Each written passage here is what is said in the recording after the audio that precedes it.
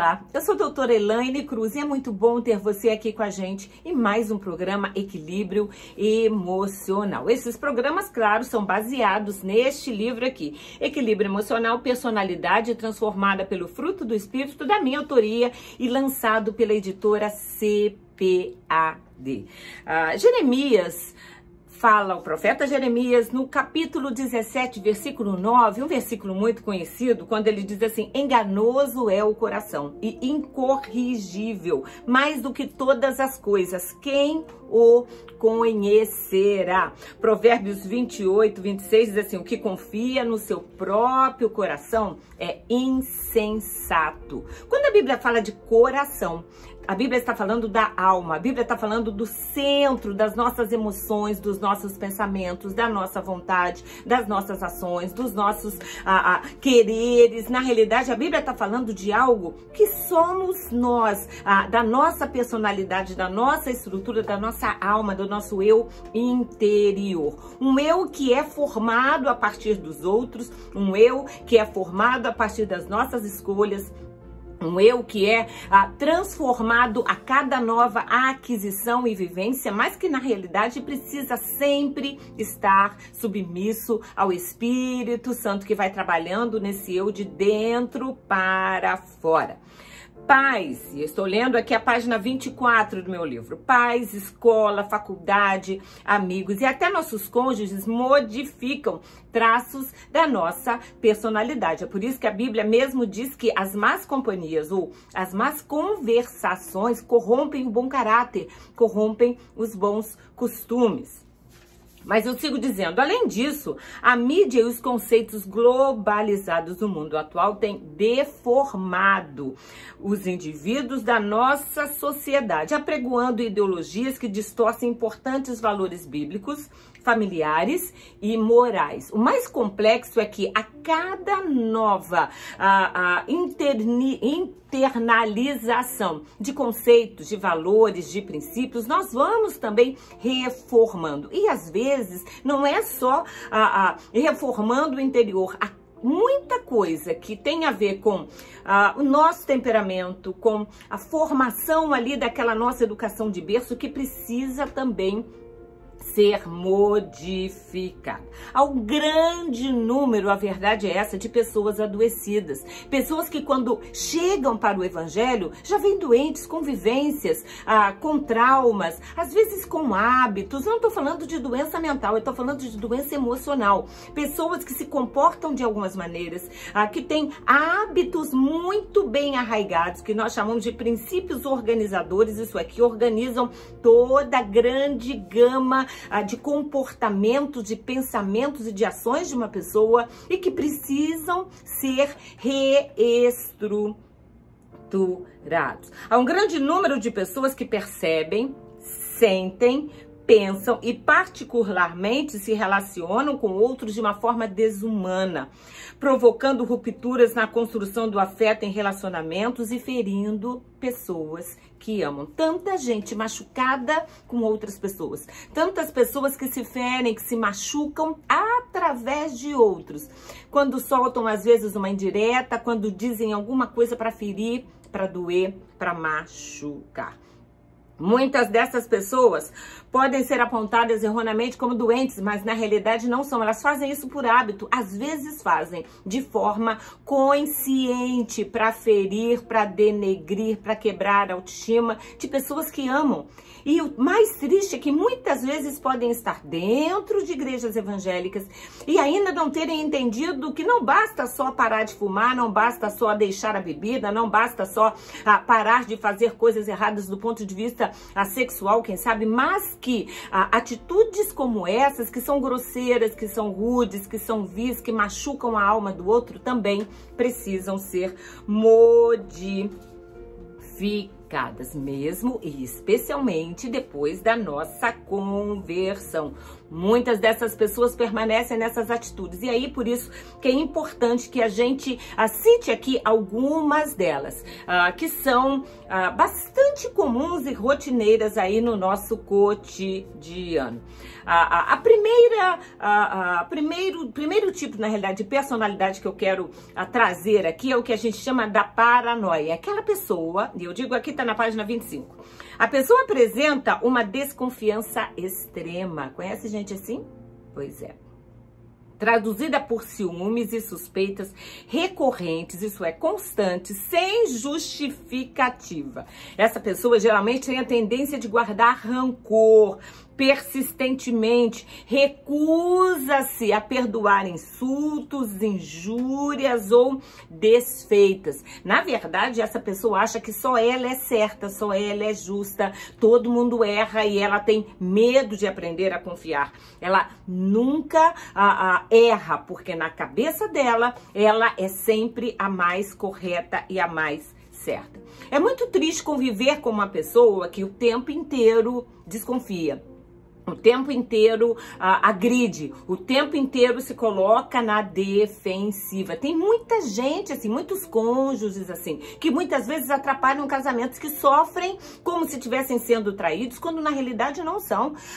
Mães que têm um ciúme exagerado dos seus filhos, que não permitem que esses filhos depois sejam felizes em seus casamentos, e aí se transformam em sogras difíceis para uma futura nora ou para um futuro genro. Pessoas que têm ciúmes exagerados. Para essas, claro, a Bíblia fala sobre a importância de perdoar, a importância de entender que uma outra pessoa pode pensar, pode sentir, pode agir de uma forma diferente da nossa, mas que ainda assim a gente precisa se colocar no lugar do outro e aprender a confiar, a esperar, ou pelo menos a votar confiança nas pessoas. E claro que para isso a gente precisa selecionar e escolher muito bem os cônjuges, os amigos, as pessoas com quem a gente convive.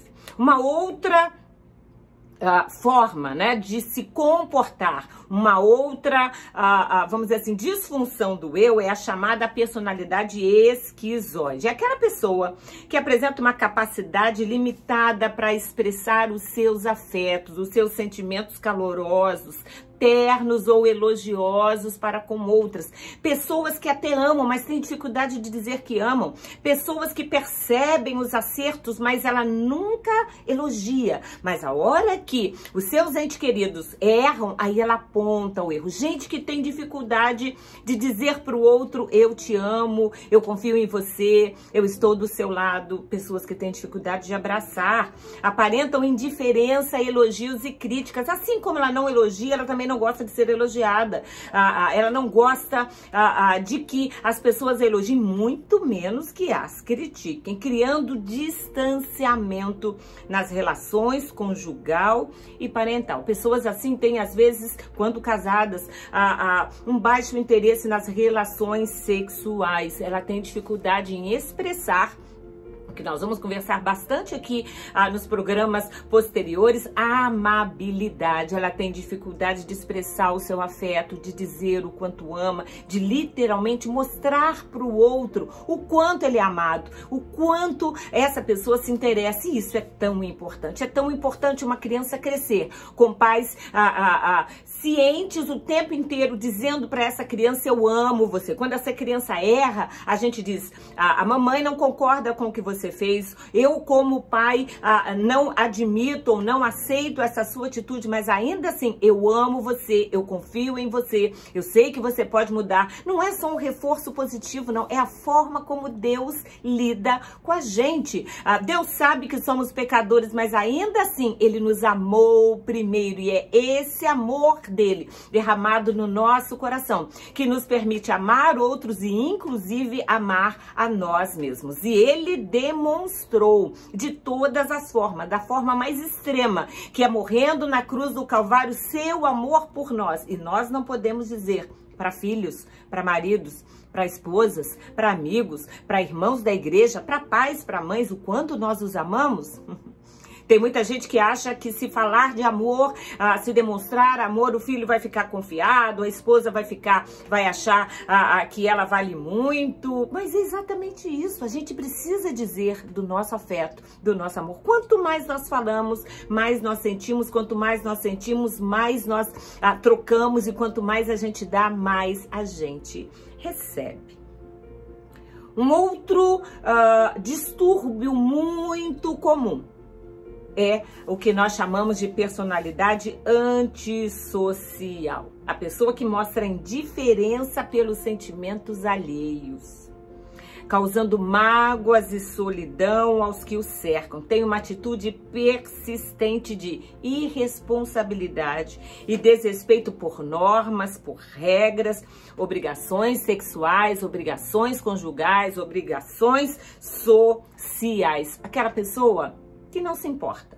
Ela não se importa se ela feriu, ela não se importa se ela magoou, ela não se importa se ela machucou, ela não se importa se ela às vezes trai um cônjuge que é tão fiel, que é tão amigo, ela não se importa. Ela vai criando uma couraça em torno dela, às vezes para se proteger, porque já foi machucado, mas vai criando uma couraça tão grande que ela vai se distanciando e ela não vai mais aprendendo a se colocar no lugar do outro. Eu e você que merecíamos a cruz. E Jesus se colocou ali no meu lugar e no seu lugar. E a gente precisa aprender tal qual Jesus. A muitas vezes vestir o sapato do outro, a nos colocarmos no lugar do outro, tentarem compreender o pensamento do outro, a atitude do outro. Um adolescente não vai se comportar como uma pessoa adulta, uma pessoa não se comporta como a outra, mas é importante que a gente ainda tenha o coração batendo, que a gente ainda consiga olhar no fundo dos olhos, que a gente se importe, independente daquilo que nós já vivemos. Uma outra personalidade complexa é o que nós chamamos da impulsiva. Uma pessoa que apresenta instabilidade emocional, eu digo aqui, e falta de controle dos seus impulsos, gerando agressividade que muitas vezes é seguida de crises de autopunição. É aquela pessoa que quando começa uma discussão, ela não sabe parar. Ela vai e cede, aí vai puxando aquela coisa do baú, vai tirando aquelas coisas que já estavam engavetadas, que já estavam resolvidas e ela traz à tona. Ela não consegue parar de brigar. Se ela começa a chorar, ela não consegue parar de chorar. Se ela começa a falar, ela não consegue parar de falar. Muitas vezes tem baixa capacidade para programar e para planejar situações, gasta demais, compra demais, fala demais. E muitas vezes, depois que ela fala, depois que ela diz, depois que ela coloca tudo aquilo que ela gostaria para fora, aí ela se arrepende, aí ela se pune, aí ela muitas vezes tem aquele comportamento de se fechar durante algum tempo até que a dor do outro acabe. Muitas vezes tem dificuldade de ir lá e dizer, me desculpe, falei demais. São formas como a gente se comporta e que a gente precisa aprender. A Bíblia diz que Deus é tardio para se irar. Nós precisamos ser assim. Nós precisamos esperar o tempo da nossa irritação passar para começar a falar. Nós, às vezes, precisamos esperar o tempo da nossa mágoa passar, até mesmo na hora da gente chegar para um filho e disciplinar esse filho. Nós esperamos esperar o tempo, nós precisamos orar, às vezes, para que uma mágoa, a raiva, a irritabilidade possa passar. Isso é algo que a gente precisa aprender a buscar. É muito triste falar coisas, às vezes, em um segundo, que abrem feridas que vão levar anos para literalmente cicatrizar. Tem gente que faz coisas e logo depois que acabou de fazer, pensar o que eu fiz, mas já tá feito. E muitas vezes não dá para voltar atrás. Que Deus nos abençoe, para que a gente tenha esse controle. Na verdade, a gente precisa que o Espírito Santo, página 27, o Espírito Santo está ao alcance de todos nós que o recebemos. Jesus é aquele que vem não só para salvar no sentido do inferno, mas literalmente para nos salvar de nós mesmos, dos nossos erros, dos nossos pecados, das nossas mazelas. vidas. O que precisamos permitir é que Ele, o Espírito Santo, transforme a nossa personalidade, enquanto tomamos decisões diárias para mantermos a nossa vida no Espírito Santo, para que Ele possa colher em nós frutos de arrependimento, frutos de transformação, frutos de mudança. Que Deus nos abençoe, para que esses distúrbios do nosso eu sejam sanados, para que a gente possa cada vez mais se parecer mais com o nosso Criador. Deus te abençoe.